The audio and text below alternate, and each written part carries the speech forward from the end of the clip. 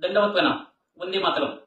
अखिल भारतीय मानव परिषदेचे 38वे अधिवेशन येत्या दिनांक 25 व 26 ऑक्टोबर 2025 रोजी नाशिक येथे मधुकर भाऊ जेजुरकर यांचे जयशंकर फेस्टिवल छत्रपती संभाजी महाराज रोड नाशिक येथे संपन्न होत आहे.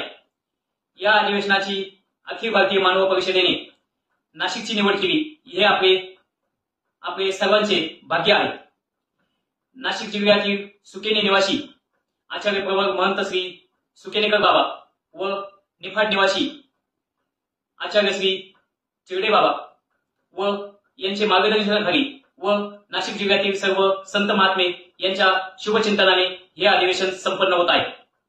नाशिक नगरीचे माजी महापौर व माजी आमदार श्रीमान बाळासाहेबजी सानप व महानुभाव परिषदेचे महाराष्ट्र राज्याचे अध्यक्ष श्रीमान प्रकाशजी ननावरे यांचे व मनसेचे राज्य सरचिटणीस श्रीमान दिनकर अण्णा पाटील व शिवसेना उभाटे गटाचे राज्याचे उपनेते श्रीमान दत्ताजी नाना गायकवाड यांच्या अथक परिश्रमातून हे अधिवेशन संपन्न होत आहे.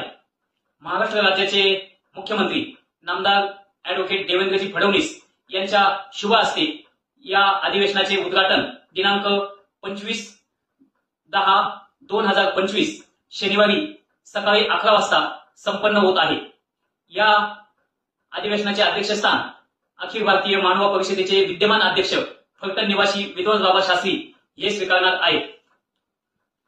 या प्रसंगी राज्याचे महसूल मंत्री नामदार बावनकुळे साहेब, नामदार भुजबळ साहेब, नामदार भुसे साहेब, नामदार जेवार साहेब व नाशिक जिल्ह्यातील विकासाचे शिल्पकार नामदार गिरीशभाऊ महाजन व दुसरे शिल्पकार ॲडव्होकेट माणिकरावजी कोकाटे हे या कार्यक्रमास प्रमुख पाहुणे म्हणून उपस्थित राहणार आहेत.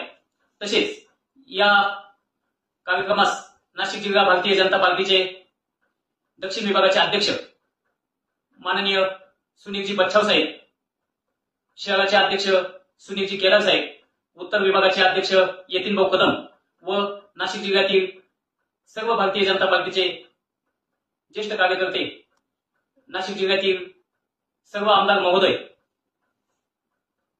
सहकार क्षेत्रातील सर्व मान्यवर या कार्यक्रमास उपस्थित राहणार आहेत.